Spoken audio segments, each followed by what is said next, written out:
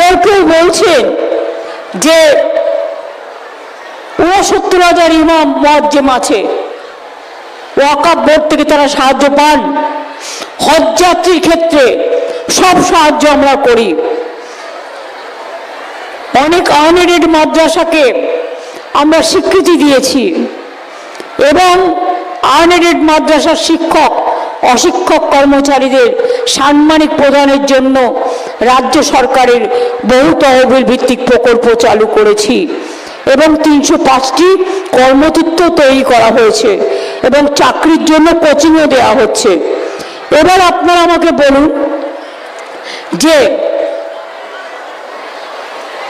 সংখ্যালঘু যুবক যুবতীদের স্বনির্ভর গোষ্ঠীর 16,13,000 কোটি 30,000 কোটি টাকা লোন পেয়েছেন, যেমন তপশিলীরা পেয়েছেন, যেমন আদিবাসীরা পেয়েছেন তাদের ডিপার্টমেন্ট থেকে।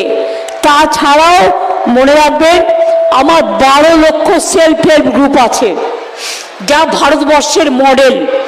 আনন্দধারা প্রকল্পের মধ্যে দিয়ে, সৃষ্টির মধ্যে দিয়ে তারা মেলা হোক, পুজো হোক, সরকারি মেলা হোক, সব কিছুতে সুযোগ পায়। আর সেলফ হেল্প গ্রুপকে নিজের জিনিস জেলায় বিক্রি করার জন্য আমরা 23টা জেলায় 23টা শপিং মল তৈরি করে দিচ্ছি। তার 2টো তলা থাকবে, 2টো ফ্লোর থাকবে সেলফ হেল্প গ্রুপের মেয়েদের জিনিসপত্র বিক্রি করার জন্য। এবার আসি আমি, কোন সাম্প্রদায়িক শক্তি রটাচ্ছে, ধর্ম নিয়ে বিভাজন করছে, ধর্ম নিয়ে বিভেদ করছে।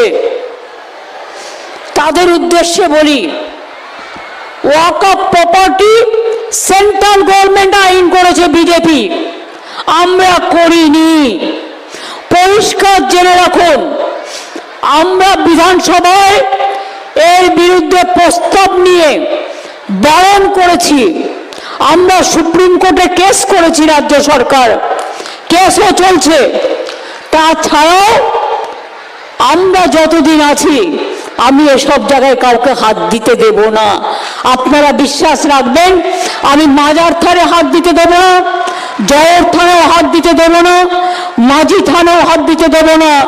হিন্দু হোক, মুসলমান হোক, শিখ হোক, খ্রিস্টান হোক, ধর্মীয় স্থানেও হাত দিতে দেব না। আমি ধর্ম নিয়ে রাজনীতি করি না, আমি সব ধর্মকে ভালোবাসি। সর্বধর্ম সমন্বয়ে আমাদের সবাইকে মানুষ হিসেবে ভালোবাসতে শেখায়। কি করে ভুলবো বলুন তো? নেতাজি সুভাষচন্দ্র বোস তো সব ধর্মকে নিয়ে কাজ করেছেন।